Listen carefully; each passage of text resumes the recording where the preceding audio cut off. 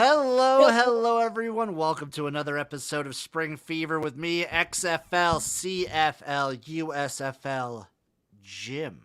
Joined, as always, by my man. It's Eric. It's Uncle Rico. Everybody loves him. He's the lovable guy who just, you have the worst fandoms in sports. Yeah. I'm going to lay that out there. You know what, dude? I like teams that lose, but I win when I gamble, dude. That's what it's all about, dude. You know? Hey, and the It's all about Lions connection. won. Lions Michigan won. State won. Michigan State, but I want them to lose in football so that way Mel Tucker's out of a job. That's fair. That's always the hard part about rooting for certain things. You're just like, I want this guy gone. I want to lose, but I also just love it when my team wins. Yeah, it was pretty nice to beat the Bears, dude. Like I live in Chicago. I live in the Chicagoland area, and it was great, dude. It was great. We're talking spring leagues though. We're talking XFL, USFL, CFL. There's a lot of stuff going on this week. A lot happened. We had some USFL breaking news. We had some XFL news, obviously, with the draft going on. We'll go through all the quarterbacks. We'll kind of like pick some names out of a hat that we liked in the offensive skills, defensive backs, and they called it the defensive front seven, so they drafted D linemen and linebackers. Okay. And offensive skill, it was running backs, receivers, and tight ends. Okay. I like that. And then we've got, obviously, USFL announcing more hub cities, perhaps a team name change, perhaps a new coach, maybe a little bit of all three. And, of course, with the CFL, it is the Grey Cup people. It's the granddaddy of them all. Older than the Super Bowl. Really? That's something I did not know. The CFL is actually the oldest running professional football league. Really? Yeah. I did not know that. Didn't know that, did you? It predates the NFL. I did not know that. I might be lying, but I don't think I am. You might be. I'm gonna fact check myself right now. CFL age, not agencies, age. How old is the CFL? Damn it. When was the NFL founded? When did it change to the NFL? It was the APFA for a while. Yeah. When did it change to the NFL, Eric? 62. I think you're right. Yes. Like a fucking goddamn it, dude. Just So, throwing stuff out there. CFL was first. CFL was 58. Okay. Get wrecked. But we're starting off with the Big Daddy. We're starting off with the XFL. We had the draft. We had the quarterbacks. You ready to go through these quarterbacks real quick, Eric? You know what? I was born ready. I want your opinion on these guys. We're going to go team by team, starting off with the Arlington Renegades. Head coach Bob Stoops. They got one quarterback, Drew Plitt, from Ball State. I'm sorry, man. So we're starting with the Renegades. The Arlington Renegades. I mean, so each team was assigned two quarterbacks. They got Drew Plitt and Kyle Sloter. Plitt was with the Bengals in the spring. Obviously didn't make the roster. We all know Kyle from the USFL days. Interesting room. I think Plitt's probably going to get the start, if I'm going to be honest. Plitt will probably get the start. I would not be surprised to see Sloter in, though. Yeah. It's very interesting. I think this is a pretty good room right here. The DC Defenders got Eric Dungy and Caleb Ellaby. Dungy, if you guys remember, he was slotted to be for the Renegades in 2020, but he had some familial issues and had to bow out of the league. He was going to be the backup to Landry Jones in 2020, and then he just never played out, and I think he's been kind of like laying dormant in the meantime. But I remember his Syracuse days. The guy was electric. Yeah.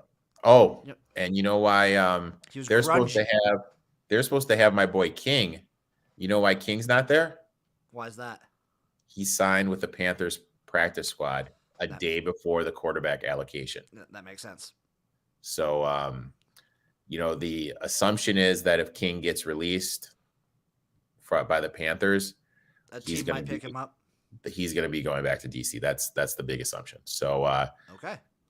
I think if King gets there, I think he's a starter. I mean, yeah. Dungy's gritty, serviceable. He will battle, but King, with what he brings to the table with the dual threat and everything, you got to roll with him. Oh yeah. Sorry, he's the only one right now. I said Caleb Ellaby. I was misreading. He's for the Roughnecks. The Houston Roughnecks got Caleb Ellaby and Braden Silvers. Silvers making his return to the XFL. Ellaby, he's good. He's Western Michigan guy from your neck of the woods a little bit. Yep. He's just kind of jumped around on a couple different teams. I think he's pretty good. Brandon Silvers has the experience. He's played in this league before. One of those, he's kind of turning into one of those spring league guys where you see him pop up in a bunch of different spring leagues. I mean, sorry, dude, I'm getting distracted because someone in the stands at the CMU game made a snowman. That's awesome. Which is wonderful.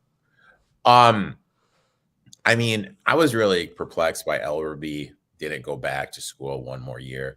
He just doesn't, he just doesn't have the size, but he does have the arm. I think he probably has the best arm out of all the quarterbacks here. He can definitely sling it. The guys that don't have size are, in my opinion, some of the guys that succeed the most in these kinds of leagues. Yeah. So I think they have all the tools, but they just lack a little bit of that NFL size. I mean, I think PJ Walker. Yeah. I think he could be the PJ Walker of this league. And I mean, that's just very funny that you say that for the Roughnecks. I know, but I'm just saying, I like it. Based on what I'm seeing at the quarterbacks, Houston's got to go to the front of the line. They probably have the top backup. Like Brandon Silvers was very serviceable at his time in the Seattle Dragons in 2020. That's how I describe Silvers. Is he's got a decent floor, but you always want a little bit more from the guy. So Ellaby's probably going to get the start. He's got a lot of tools. He's raw, but I think a place like Houston's going to be a very good spot for him. See, I just want him to get the start, just so when we live stream a game, every time he does something, you can just yell out "Hi-ho Silver." Yes, I'll either yell at that or I will yell Ellaby a lot. The one thing for someone like him, I would have loved for Seattle to get him, because you know who the OC at Seattle is, right? Are you talking Ellerby or Silvers? Ellaby. I'm talking Ellaby. Who is the OC at Seattle? The Seattle Sea Dragons offensive coordinator is June Jones. Oh, that would have been great. That would have been a great thing. Your Vegas Vipers, Eric. They got Jalen McClendon and Luis Perez. Luis Perez is one of those guys. He was the Rat King in New York. He's now evolved into a Viper. He's been one of those spring league guys. He's been in the AAF, the XFL, the Spring League, the USFL. He's been all over. Yeah, but I mean, I think this is one of the weaker ones, to be honest with you. I know Perez has the experience. I don't think Jalen. I think Jalen's going to be the backup for sure. I don't see him overtaking it. But is Perez, when I look at these quarterbacks, Perez is a top 5 starter for me in this league. Perez is he's always pretty decent in these leagues. He's always good, not great. McClendon to me is an unknown. He's a wild card. I don't know. We'll see. I don't know. Yeah. Orlando Guardians, they come in with DeAndre Francois and Quentin Dormady. I mean, Francois is a good pickup. He's been kind of just hanging around fan-controlled football, just bashing around playing 7-on-7. So he's kept his arm out, but I think he's a good pick.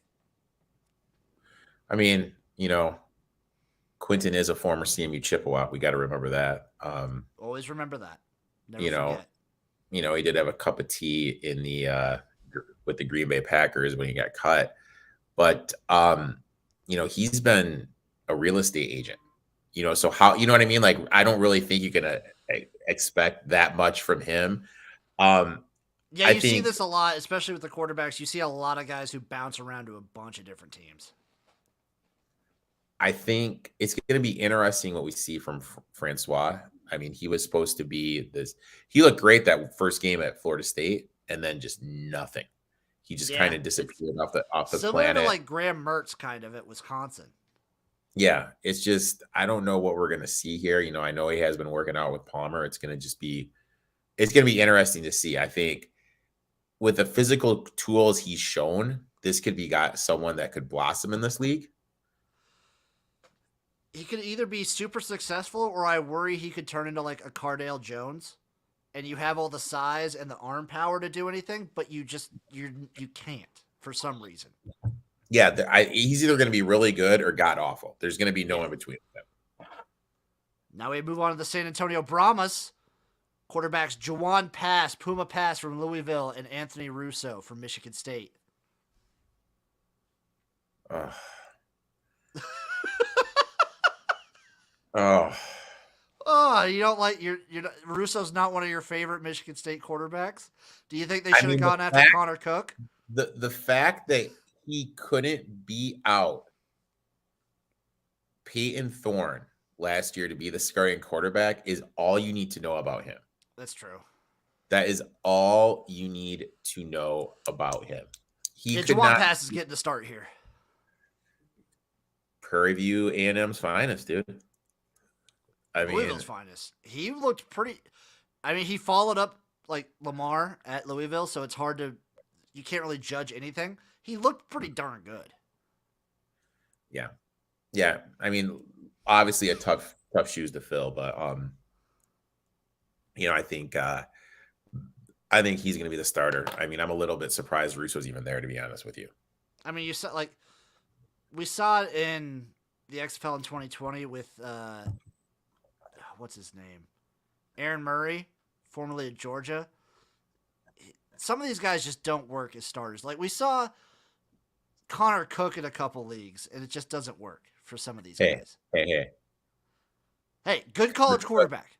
Good college quarterback. Excellent. I mean, he's going to be in the Michigan State Ring of Honor. Excellent. He should be. Excellent college quarterback. Some guys are great college quarterbacks. Like I don't think Hendon Hooker works in the NFL.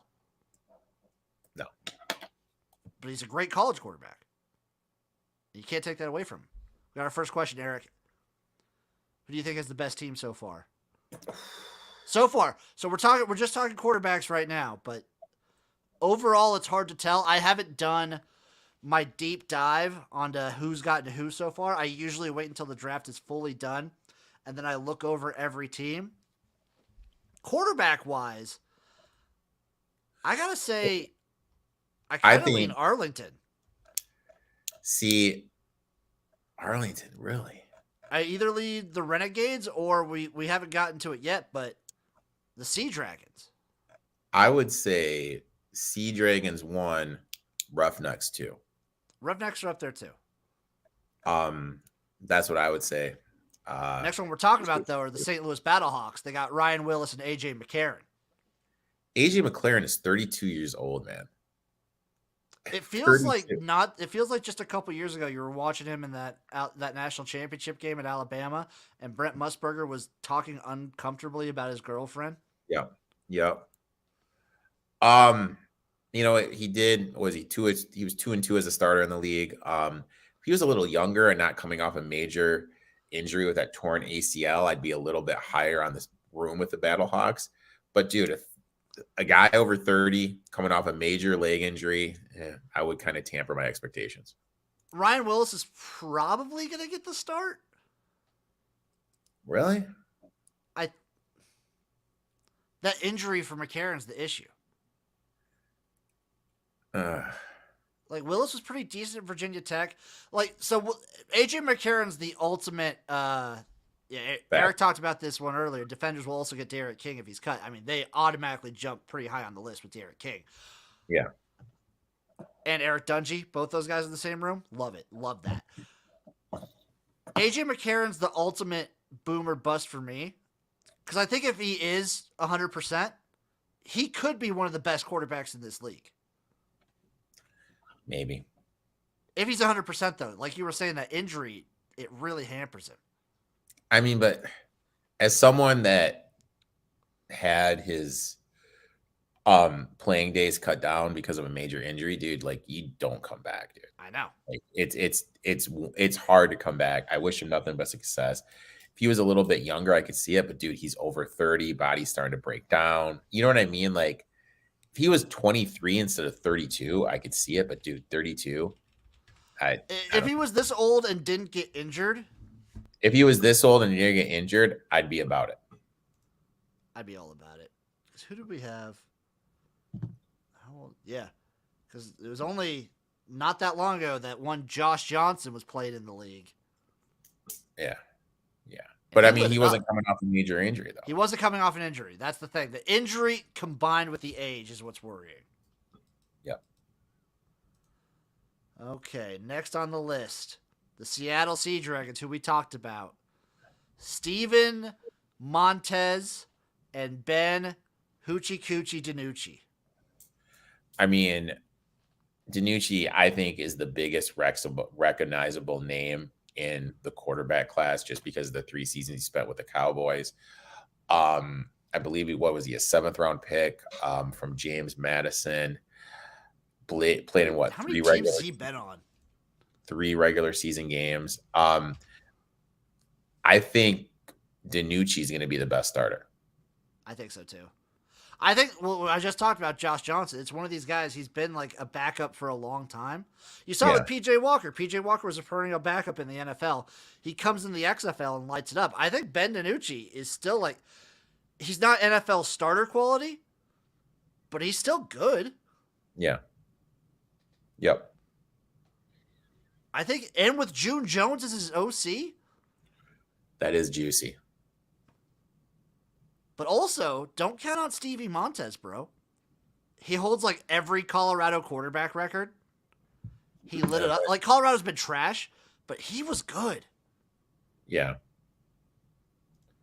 Yeah. I like this room as a whole. You're digging it as a whole? Probably my favorite quarterback room. You're digging it as a whole. I mean, Ben DiNucci's he's the guy. Also, question for you, Eric. Derek King was undrafted as a quarterback, wide receiver, running back. Could they run a system like the XFL 2.0 Vipers?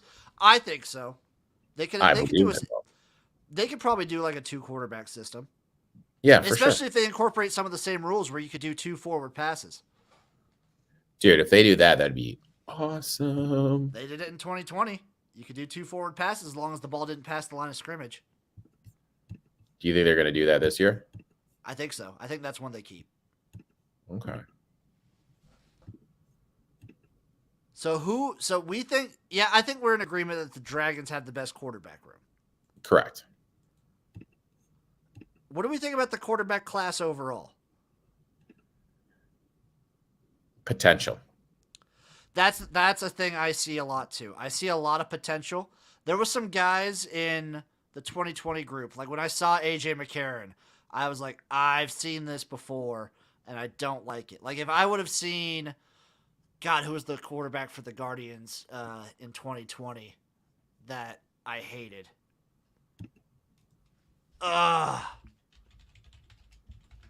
Let me look it up.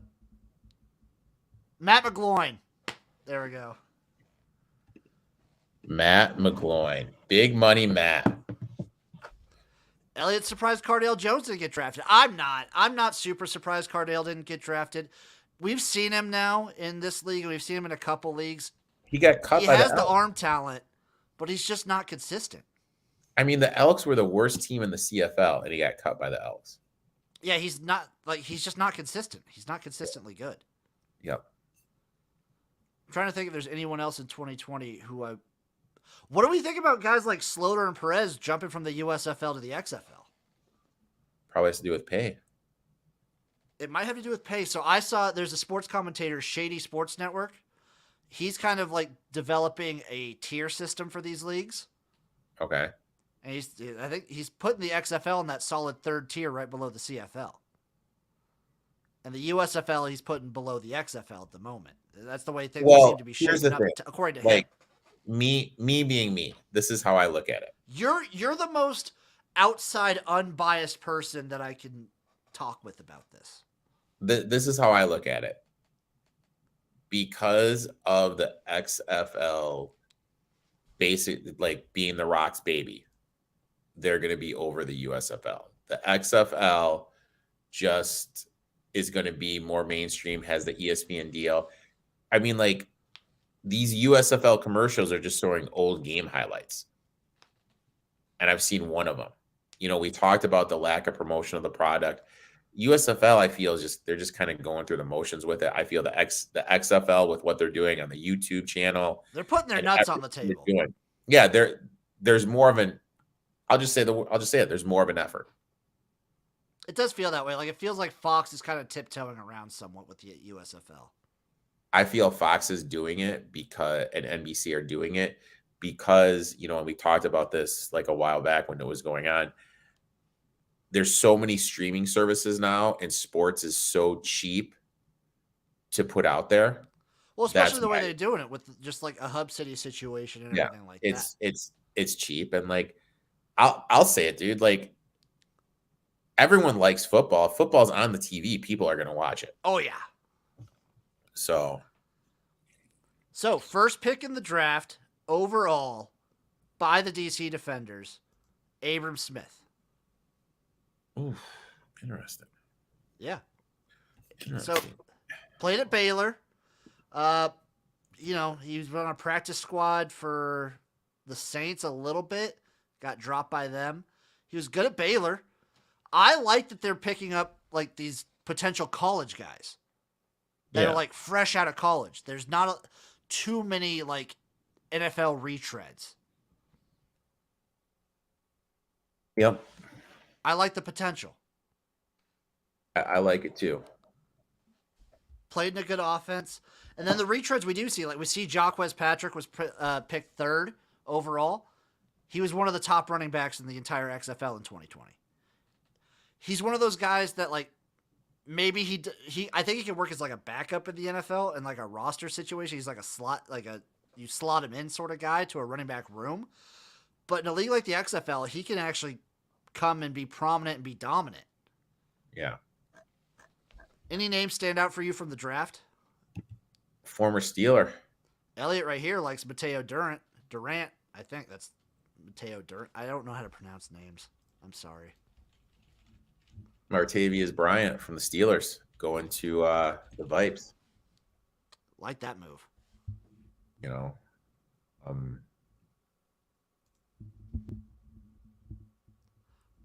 The Durant pick's good. Like he's another guy that he graduated in 2022. He was undrafted in 2022. Played for Duke. Uh-huh. He's shown on a Duke team who's been pretty bad. Ran a 4.4 40. I haven't. Once I do my deep dive, I'm gonna go through everything, and just give it my all because there's so many. Juwan Green. There's another one.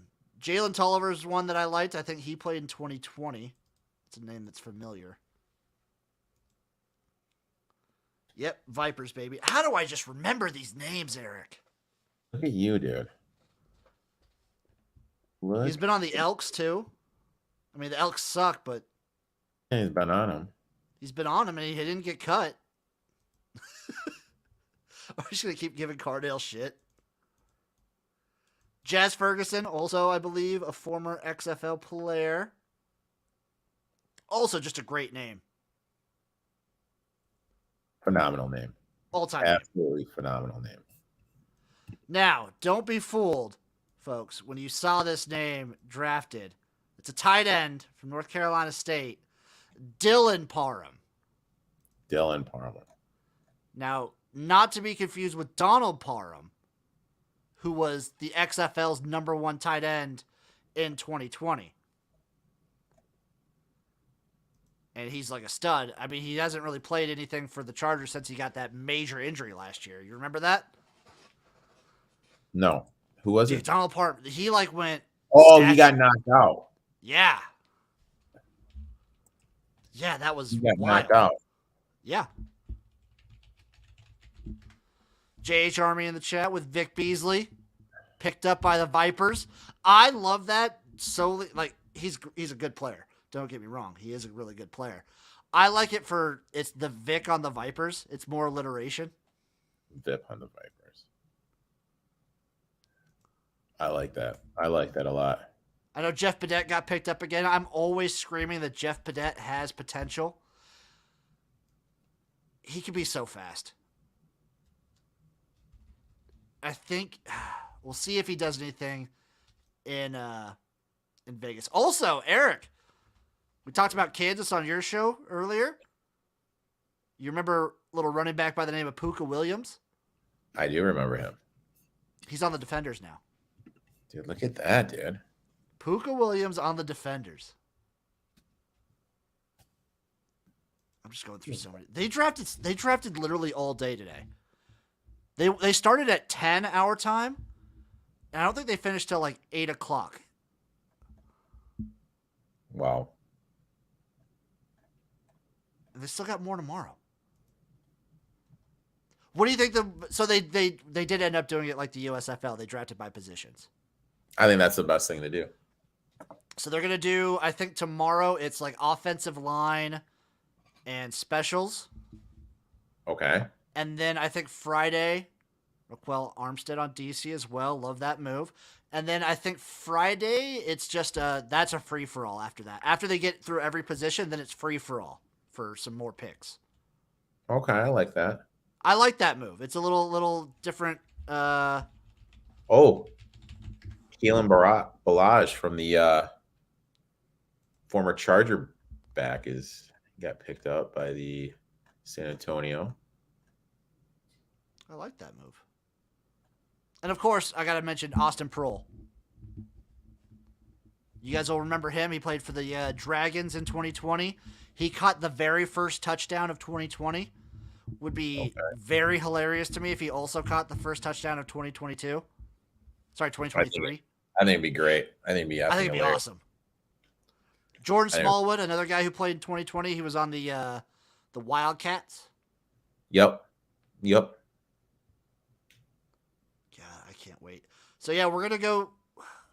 I will take this weekend, probably like a Sunday or next Monday, and I will dive headfirst into every team, and we will break down team by team, roster by roster. Because guess what? The CFL is almost done, and we need content. We're going to do a team per week. Oof. What do you think about that, Eric? Doable. Channing Stribling, DB from Michigan. God, I'm just going to start. I don't want to just start naming names that I recognize. Are you going to be that guy? I'm not going to be that guy. We also have USFL news, folks. There was a little USFL news. Number one, there's no more Tampa Bay Bandits. Yep. New How team, do we feel, dude. Eric? How do we feel? You know, they're now the Memphis Showboats. Memphis Showboats. I like the name. That was my favorite team. Have you seen the new logo? I have not seen the new logo, my friend. Okay, let me pull up the new logo for you because they got a new logo, and I am torn because I like it. Do you remember what the old logo looked like? I do not. Okay. I will also pull up the old logo. I'll pull them up. We'll get them side by side.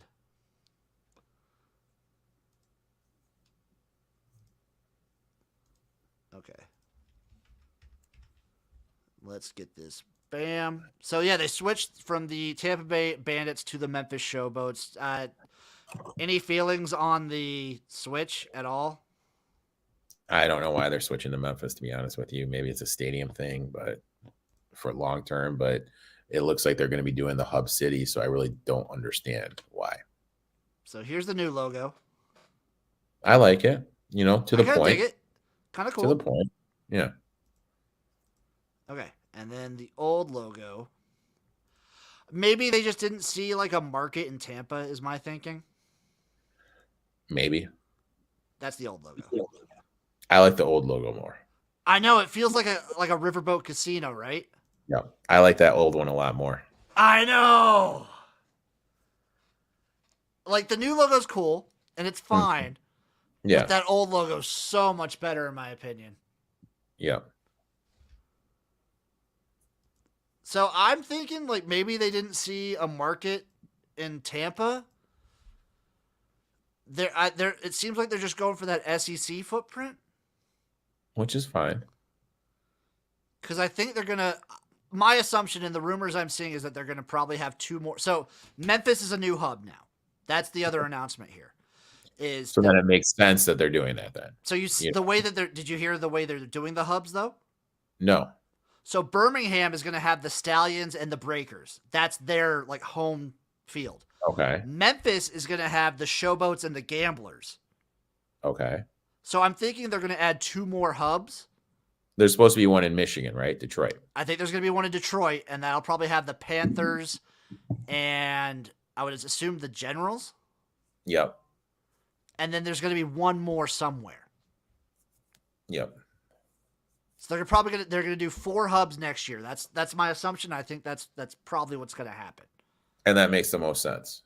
So that makes the most sense for them. Like going from 1 hub to 4 is definitely like you'll at least have 4 teams that'll have a definite home field advantage. yeah. I still want home markets, but I understand they're really taking it slow. Which I think they should. I think it's fine. I think where they are in their development, that's where they are, and they're not going full blown with the advertisement and the PR, And I mean, you mentioned it too. You said you were in oh my God, I'm spacing Canton. And they didn't know that there was a championship game going on, some of the locals. I mean, we got a question asking that too. JH Army asked, do you think the USFL will last 2 more years at this same pace? 2 more years, yes. The 5-year window is something that I'm kind of worried about. I want to know. I as long as we have all these streaming services, I think they're going to be there. I think I'm with you. So in the XFL in 2020, it was only 5 weeks, so there's only so much to go off of. But they were gaining viewership throughout the season. Yeah. Like obviously with these leagues, your week 1 has the most viewership. Mm-hmm. And then there's a drop off to week 2, but they were gaining throughout. The USFL did see like dips in viewership throughout, like until like as it went on, it dipped. Yeah. The thing going for the USFL though is there's not any other sport, like there's nothing else going on that could take away from it. But again, it comes back to what we've talked about numerous times. There's absolutely zero. The advertising. Yeah. So like I'm perfectly fine. My only criticisms of the USFL are in their promotion and advertising. The hub cities I'm fine with.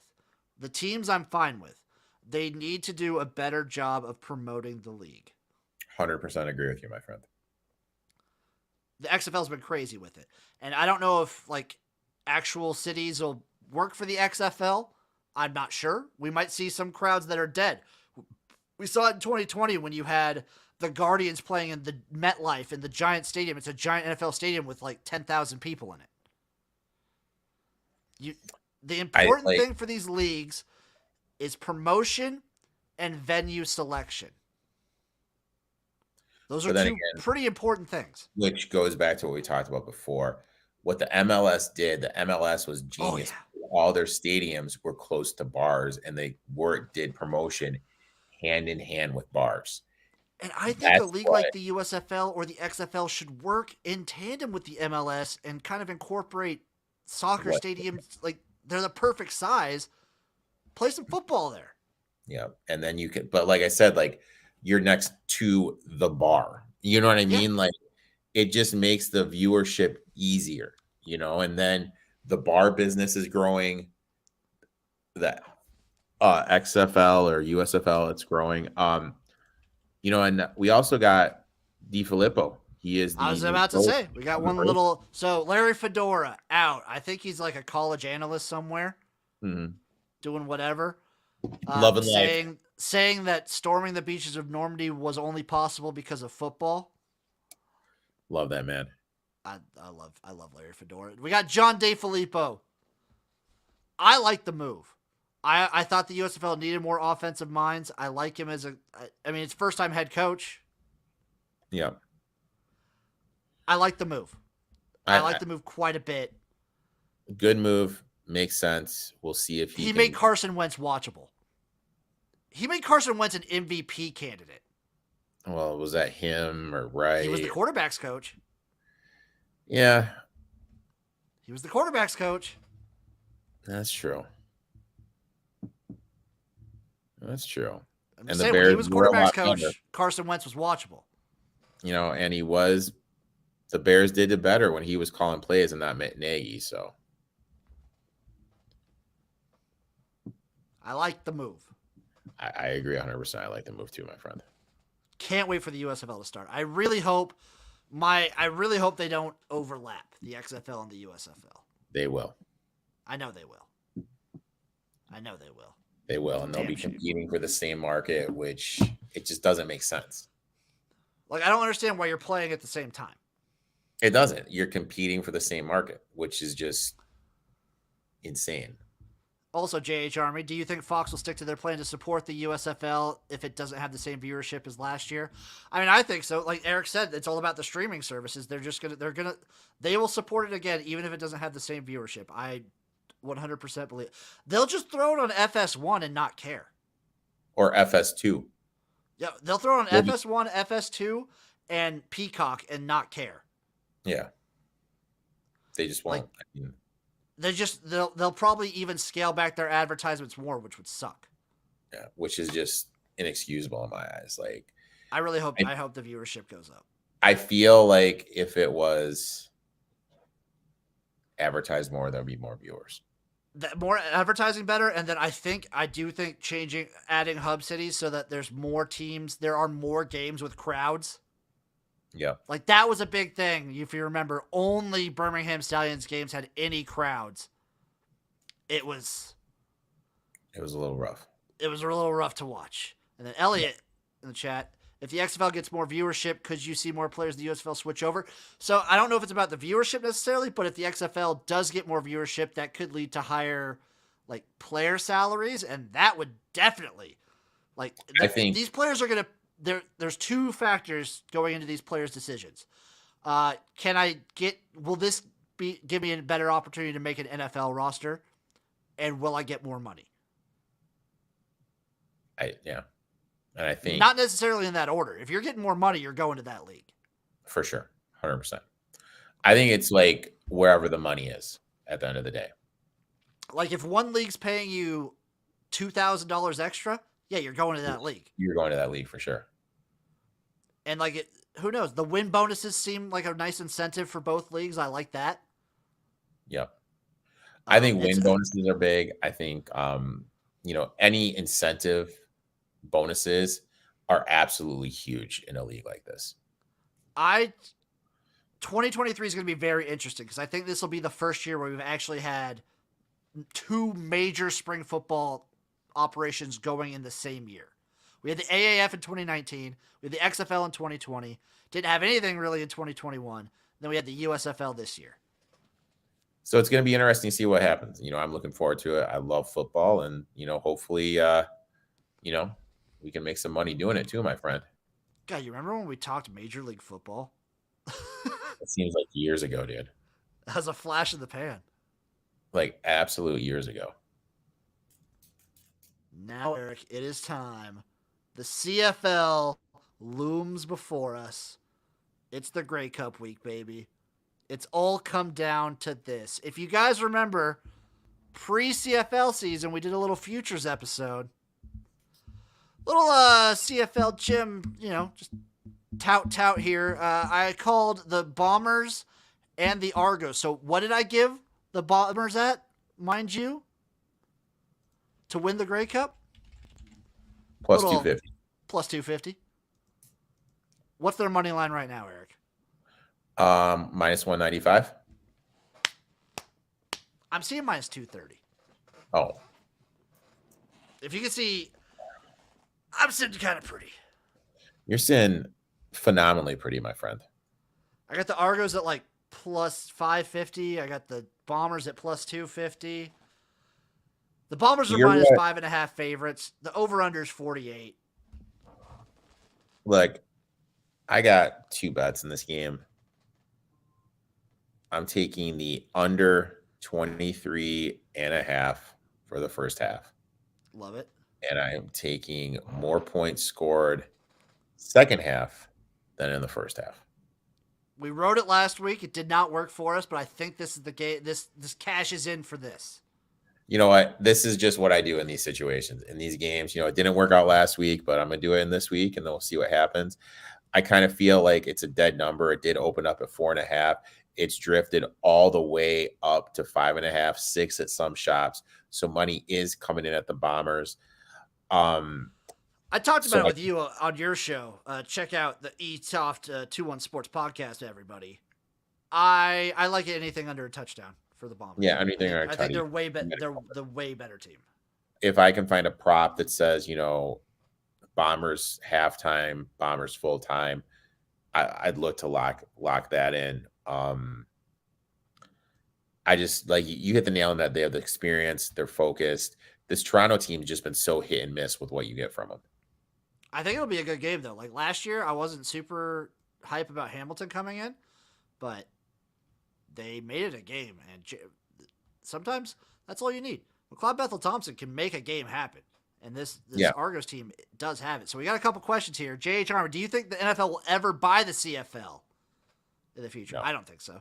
There's always been rumors about them buying a team, and watch the NFL play a game in like Toronto and see an NFL game get like a hell of a lot more fans than the Argos. That would be sad for the CFL. Well, I mean, they let them play. They did like a preseason game. And like the goalposts were messed. Yeah, it was a complete shit show. Yeah. Like if they played like a real game. Yep. Like, could you imagine if the Bills went up to Toronto to play a game? It would be packed. They have played there before. They have played there before. So, yeah, it'll be packed. I think so. There's always rumors every once in a while about the NFL, buying a team like Toronto because the fans of the CFL there are just like non-existent and non-energetic. But I think the CFL suffers from a lot of the same issues that the USFL does. They kind of just have this perception of being like a second-tier league, and they don't do anything to combat it, and they don't advertise. They don't like drum up people. They're kind of just content going by word of mouth. Yeah, 100% they don't word of mouth. play to a lot of their strengths. But I said it in a video this week. If the CFL wants fans, what they need to do, they advertise the special teams. CFL punt and kick returns are the most exciting special teams out of any league of football. Because they have to return it. Oh, yeah. You get so many punt returns for touchdowns, so many kick returns for a CFL kickoff is entertainment exemplified. I just think, but it goes back like my comment about streaming services. ESPN has the deal; they just show the TSN feed, whatever the channel it is. Yeah, they just show it on like ESPN Plus or ESPN2 or ESPN News. Yeah, but there's no pub anything, no advertisement. It's just the TSN feed. Well, we don't see it in the States, and I hear that they don't do a good job of advertising in Canada either. And if you want more fans as a CFL, if you want more people watching, you need to get into the States. Yep. That's what you have to do. There's a way bigger audience there. But that's what we talked about, I believe, on my show. I think they should start the season earlier. Going up against the NFL is tough. Going up against NFL and college football, it's tough. Or you're going to have to. Would you start the season, start it in early to mid-May? I would start in early to mid-May. So okay, I would have my feature games on a Wednesday. Kind of like Maction. Why not? I mean, they're always going to keep their biggest game on Friday. It's their our Sunday night or Monday night football is their Friday night football. Well, then do Wednesday night. So that's a 21-week schedule. So the NFL season starts, September 3rd? Or no, September 10th? The NFL season starts the week after Labor Day. I think that's September 3rd, isn't it? No, the week after is the 10th. Oh, so it's the 10th. So one. Oh God, we'll go back. 1, 2, 3, 4, 5, 6, 7, 8, 9, 10, 11, 12, 13, 14, 15, 16, 17, 18, 19, 20, 21. So they would need to start in mid-April to not hit any NFL. The issue with starting in mid-April for some of those teams is it's still very, very snowy. Okay. That's kind of the reason why they wait till summer. I mean, I get it. I'm just looking. It's hard to compete against the NFL It is very hard to compete against the NFL. and college football. You have to, and if that's the case, if that's what you're going to have to do, you have to go on a day where you're not going to get competition. You got to be playing on the weekdays.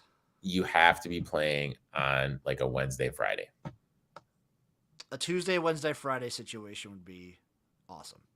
Would be so. Then you're not dealing with it. You know, you can work some promotion with ESPN, like, you know, NBA is not going on. Like people are really in that football mode right then. Yeah. So I think I think it makes sense. I'm cool going like starting when they start and ending when they end, but I'm with you that they should do weekdays. They got to do something creative in that regard. Yep. And like build something around it. We have other questions in right here. The USFL will be fine for signing free agents in the draft next year. Hopefully they let play on the field. I'm with you. I think the USFL will be fine. I wonder. So their draft probably won't be till February. Yep. So they'll also get more NFL free agents. I mean, I think they're both fine. I am of the opinion that there's enough talent for both leagues to be entertaining. I agree, and I've always said that there is a market for spring football. But our opinion, and we're in agreement in this, I don't like if they overlap. I don't like if like the end of the XFL, like if the XFL postseason is on weeks like 2 and 3 of the USFL season, I don't like that. I don't like that at all. Because then you're cannibalizing each other. Yep. And then we got JH Army here. Sorry, off topic. In 5 years from now, if the USFL and XFL are still alive, do you expect them to have their own stadiums? No. Stadiums are pricey. I don't. Like their own stadiums? No. I expect they would work out certain things. Like the only team that's going to have their own stadium are the Battlehawks because St. Louis. Yeah, and I also think that it looks better in a smaller stadium, so just share with an MLS team. Yeah, just share with a team and just combine it. It also saves cost. And I don't think like having your own stadium is not the biggest deal, in my opinion. As long as you are in those cities interacting with like local fans, that's the important part. Yep. Not having like your USFL or XFL stadium. Maybe if they have, no, it doesn't even matter if they have their own championship. If you can like rotate where the championship is too every year, that works. That'd be sick. Like, yep, that'd be awesome. That also, the XFL did keep the rights, and they changed the names on the Twitter accounts for the New York Guardians and the Tampa Bay Vipers. They switched them. Now it's the Tampa Bay XFL team and New York XFL. So maybe in the future, expansion talk. Maybe postseason next year. Maybe that's some summer talk. XFL expansion. We'll see about that. I mean, The Rock has a lot of money, but he don't have that much money. Who knows? 2 teams? I don't know what it costs to add 2 teams. Who knows? Teams are expensive. They're very expensive. Eric, I think that's the show. Good show, dude. Yeah. One last question. J.H. Armour, do you think if the XFL becomes big, do they sell teams to like businesses or owners? I think both these leagues are eventually going to try and get ownership involved for teams. That is something I believe. Eventually, they'll want teams to have their own ownership. I'll agree, but I think starting out, because it's really hard, You can't. the You cash can't. flow situation, you just can't It's do got it. to be collective at first. It's got to be collective. You need to see viewership. You need to see revenue coming in, and you need to see like stadiums. Las Vegas doesn't have their own We stadium. still don't know. We still don't know. We still don't know. Oh, bam. We have one last question. Zach.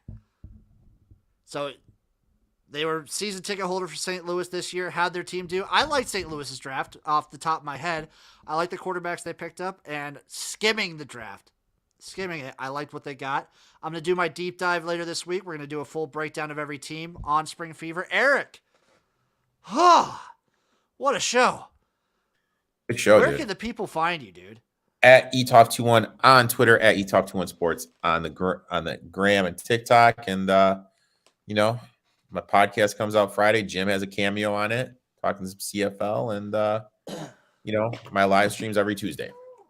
You guys know where to find me.